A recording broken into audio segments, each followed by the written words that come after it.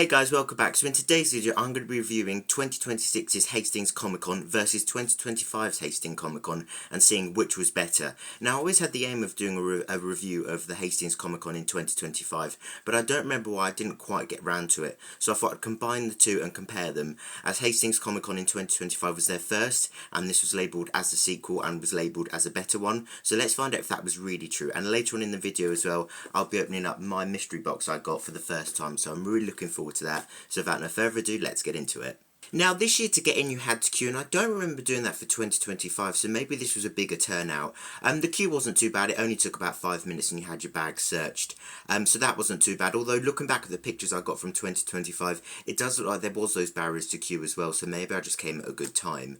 The wristbands we got this year were actually better than last year's, although this year's does say Portsmouth. I was wondering why that was, but apparently it's the same people who organised the Portsmouth Comic Con who organised the Hastings one. I've still got it on. I like to keep it on until it actually breaks off. It has seen better days now, but I must admit I prefer this one over the last one as well. What also I didn't know about this Hastings Comic Con was actually the money goes back into charitable causes, which is quite nice. I didn't know that was a thing, so that is really cool. And yeah, so far, queuing 2025 was better, but the wristbands this year were definitely better.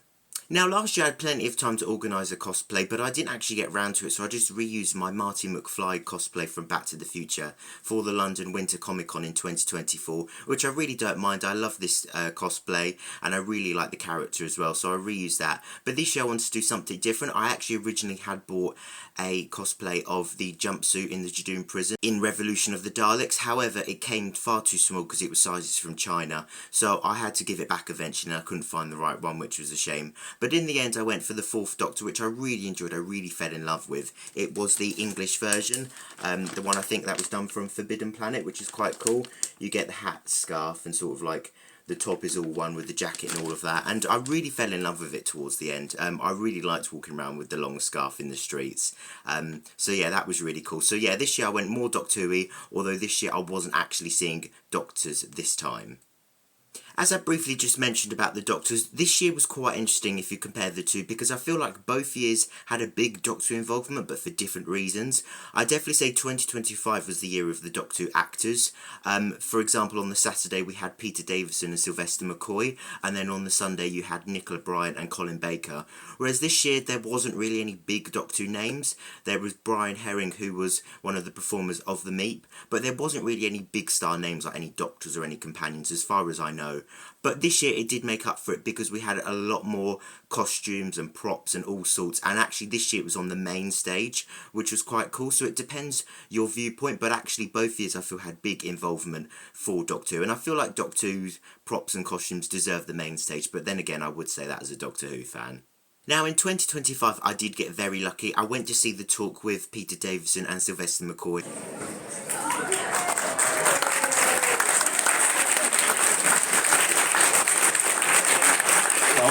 Welcome. I see you've met our doctors. Hello.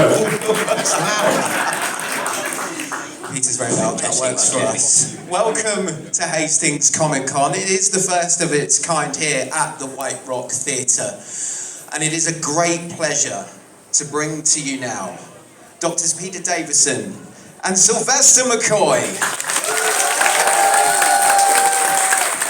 And it was really interesting. Of course, this was just around the back of Billie Piper's regeneration and all of the stuff going on around Disney and Doctor Who back a year ago.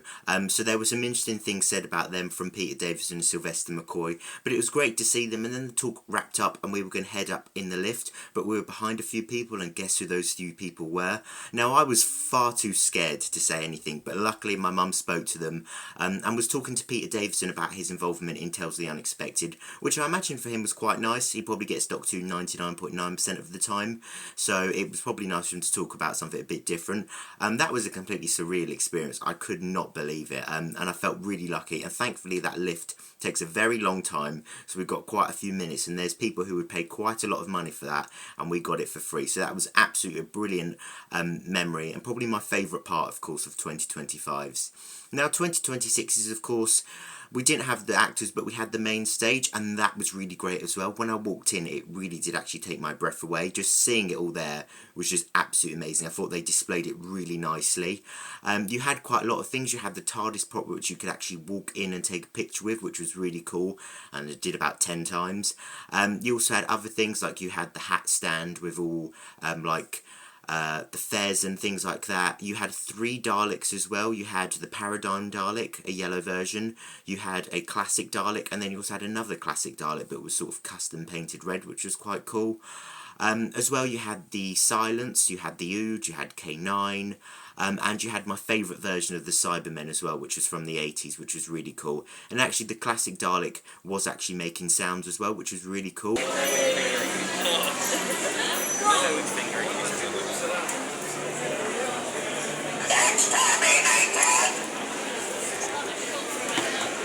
All of it just looked completely amazing. They did use the background, you could tell it was poorly AI. However, it still looked really great, and it was just brilliant to be up there and have all of that. Of course, that was definitely probably my favourite part of 2026's Comic-Con, so that was absolutely brilliant. But in comparison, in 2025, you only had a Dalek from the 60s in like the main hall, and then also you had a homemade Cyberman, which looked really cool, who made an appearance in both 25 and 26. And underneath I saw he actually had a smiley face as well, which was really cool. So in comparison, of course, 2026 takes the lead for all of the props, but however, it was still nice to get those things back in 2025 as well. Now, it was also on the main stage where I met a fellow Fourth Doctor, and I must say his costume and voice vastly outmatched mine. He looked absolutely phenomenal, and also the voice as well. He'd done a lot of practice to sound like Tom Baker. It was actually quite creepy, but in such a brilliant way. It was really nice to meet him, and I actually found out doing some research about Hastings Comic-Con that he does actually have a YouTube channel called Just Ash Cosplay, so definitely check him out. But it was really brilliant to meet him. He was telling me about how not so long ago he met Tom Baker in Ride, which was really nice. So yeah, really great guy, really nice to meet him, and that was really a great experience of 2026's Comic-Con as well. Now, that year, Doctor Who wasn't the only one who had a really great display of Doctor Who props and costumes. I was quite jealous because the Star Wars fans actually had a nice section of the White Rock, and had a really cool area where it was like stepping onto the set of a movie of Star Wars. They had all sorts of things. They had props, they had costumes. The whole thing looked really great, and even though I'm not a Star Wars fan myself, I could really appreciate it. It all looked absolutely brilliant, so that was also a really great thing. And I thought I'd probably step aside from talking about Doctor Who for a moment to just talk about that, because again, that was a really cool part of 2026's Comic-Con, and yeah, I just thought all of that was really cool. Now, with both Comic-Cons, you have the upper, lower and middle level. It's always the middle level I spend the most time at. I do visit the up and lower levels, however, the higher levels are for more like comic creators, which doesn't really interest me, and the lower levels, unless there's sort of like a talk going on, there's not a great deal to do down there. So last year, of course, I went there to see Peter Davison and Sylvester McCoy, but this year I just sort of went up and down just to have a quick look, and that was about it really. Now, one of my absolutely favourite parts of both Comic-Cons, which I was really hoping they would have this year and thankfully did, were the ice creams. I have never in my life had a Doctor Who ice cream, so when I had it last year, I was so excited, and it was the one thing that I really remembered from last year's Comic-Con, which I was hoping would be for this one, and thankfully they did have it. Both years were slightly different. Last year, it was the chocolate fudge brownie. However, it was with, I think, gold pearls and gold sprinkles. Whereas this year, again, it was the chocolate fudge brownie, but with chocolate sauce and with silver glitter spray, which was really cool how they sprayed the silver glitter spray on. But I must admit, I think I did prefer 2025's, only because I felt it looked more Dalek-esque, the brown and the gold, sort of like the modern Daleks. However, both tasted absolutely delicious, and this year I actually had a double scoop twice because I loved it so much. And again, when do you get the opportunity to get a Doctor Who ice cream? So it was really great. There were other options available, of course, but I'm always going to go for Doctor Who every time. There was also the Aquaman one, which I didn't have, but I saw, which looked really nice as well. I definitely recommend them as well, and the only reason was that they were different this year was because they just couldn't source the sprinkles for some reason, so they had to change it up a bit. But it was nice to have something a bit different of a version, really, so that was really nice. But it'd be great to see them go back to 2025 version, because that is my personal favourite. Now, it was while I was standing at the ice cream as well that I noticed a couple of leaflets. First of all, I saw this one, which I did debate about seeing, only to see if he sort of slags off Doctor Who, to be completely honest. But then I read it was a musical and I thought no, so maybe not. And then I spotted this one as well. Now, have a look at this. As a Doctor Who fan, does that remind you of anything? Because I saw that and thought, hold on a minute. Now, have they ripped off the Flux, or did the Flux rip them off? Because the promo for the Flux looks very similar to this, and came out 5 years ago. And I feel like that's a bit too much of a coincidence. I've got no idea who they are. I just saw that and thought, I've got to show you guys and get your opinion. I'm also advertising for them, but I've got no idea who they are. So, but yeah, I saw them and thought interesting. So I thought I just wanted to share that with you guys as well. Both years had a really good turnout. I couldn't see a massive difference between the two, so I can't really compare. However, like I said, really good turnout, and they had quite a few sort of backdrops you could take pictures with for both years. In 2025, there was the ET. I'm not sure if it was there this year, however, but this year you had stuff like the Pokemon Activity Zone. You had whatever this is, which I have no idea what it is, I'm sorry. I imagine it's from like Game of Thrones or something like that. I would say anyway, but I'm not sure, so let me know in the comments below. And then both years you sort of had the Harry Potter backdrops and stuff like that, which was really cool, so that was really nice as well. They had them for both years. Now, I think if you're a Doctor Who fan, 2026 was much better for merch. I got a lot more this year than last year. The only thing I got last year was a Doctor Who book, which I can't find at the moment, but I think I only spent about £5, which wasn't too bad. And I bought it really because it was just more of a souvenir of the Comic Con of 2025. Whereas this year I left with a few more bits, so this year definitely had a lot more merch, and I hope that continues on. Hopefully if there's another one in 2027. There were loads of stalls really, which had all different things. There were lots of Doctor Who merch that I didn't pick up but looked really cool, and there were also stalls which had lots of merch but no Doctor Who stuff, which I know is absolutely disgraceful, but still looked really cool nonetheless. Now, one of the first things I got was actually this for £5. It's the Dalek coaster. I got it because I feel like it looks really cool. And also I got it because it's more of a memory really, because I have this, the framed version, and there's actually a bit of a story behind that as well. Because I went to a place called The Stamp in London when I was younger for my birthday. And we were just mentioning how it was my birthday, and then they actually gave me this frame for free. So I saw that and I just thought it was really cool. It reminds me of the frame. And the coaster's really nice as well. It's like made of like sort of rock, but it's rigid. It looks really nice. So that's going to be quite cool to have sort of as a little coaster. So I wanted to pick that up, and for £5 I didn't think that was too bad. So I wanted to pick that up, which was quite nice. Another thing I bought, which isn't Doctor Who, but as I was mentioned earlier, I'm a big fan of sort of Back to the Future, was actually this. I thought this looked really cool. Of course, I've got the other version, but I really like this one. And it was only £5, which was quite cool. And I feel like it's quite a nice hat as well. So yeah, I was really pleased to get that. I think it was the last one at the time, so I was really happy to get that. I might keep it on. I'll see what I think. But yeah, I think it looks really cool. I'd wear that just out normally as well. And for £5, that's not too bad really. So I'm really happy with that one. And the hat came from the same store which I got this, which I'm really looking forward to opening with you guys. Hopefully there's going to be more than one item in there. £20 is the most I've ever spent for any mystery box or bag. So I'm hoping it's going to be worth it. I do always enjoy these. And they had mystery boxes for literally anything you could be a fan of, which was really cool. They range from about £15 to £25, and the Doctor one was £20, which I'm quite glad wasn't the £25 one, because I feel like that's quite a lot to invest in something you're not too sure how great of value it's going to be. I'm sure it's going to be great value anyway. I'm really looking forward to sort of opening it, so that's going to be really cool. And yeah, we were looking into getting some more, but she said that because they were sort of bought in bulk, it is very similar stuff, so it sort of only makes sense to open and sort of get the one. But it was very nice of the lady to actually be honest about the mystery boxes and not try and grab the money, so which was really nice. So yeah, I'm really looking forward to opening this. I really like the picture in front of it as well. I was going to buy it anyway, but that really drew me to it as well. I don't know why, I think I like the TARDIS and the Dalek and the logo and all of that. So yeah, I'm really looking forward to opening it, so let's get into it. I'm hoping it's going to be something quite good, let's hope. Oh, that opened quite easily, which is good. Oh, okay. We'll try not to look too much in, but there's definitely things in there. Okay. Start with this. So, Mr. Man. Now, isn't that funny? There I am going as the Fourth Doctor, and then I get the Fourth Doctor Mr. Man. That is really cool. I love that. That is just so ironic. That is brilliant. That's really nice. That's getting kept in the box, and that's another great souvenir. I just feel like that's so funny considering I went as the Fourth Doctor, so really cool. That's really cool. I wonder how much that is. I wonder how much value these things are. I'm going to have to look into them. But yeah, really cool. Let's move on to the next one. Let's see, is this the last thing? No. So this is the other thing that I saw briefly. Everything else I wasn't able to see when I opened it. Now, I have seen this before. What is it? Oh, okay.